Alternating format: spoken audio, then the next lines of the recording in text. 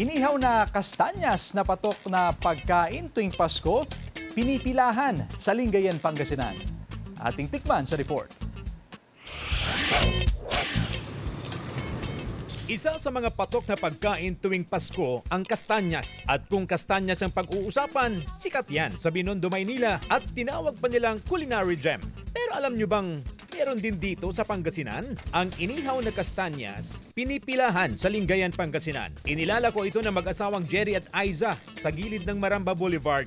May init-init na kastanyas ang kanilang hatid dahil niluluto nila mismo sa kanilang pwesto gamit ang malaking kawa. Nilalagyan ng kaunting asukal saka hahaluin ng 45 minuto. Kasi nung una, ang pinipinta talaga namin yung luto na. Rinay din namin na magluto para maingganyo din mga tao. Kasi mas masarap siya kapag mainit-init talaga.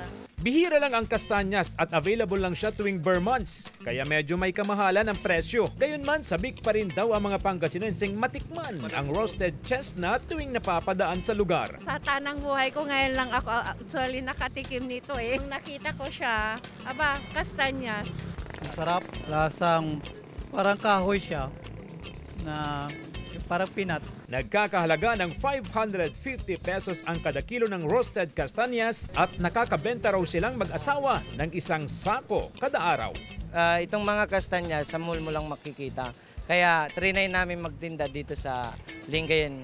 Kami una-una na nagtinda ng hot kastanyas na niluluto sa daan. Actually, ang roasted hot kastanyas cheese nut is very delicious and good for the health. Kasama si Ron Taniedo, CJ Torida, One North Central Luzon.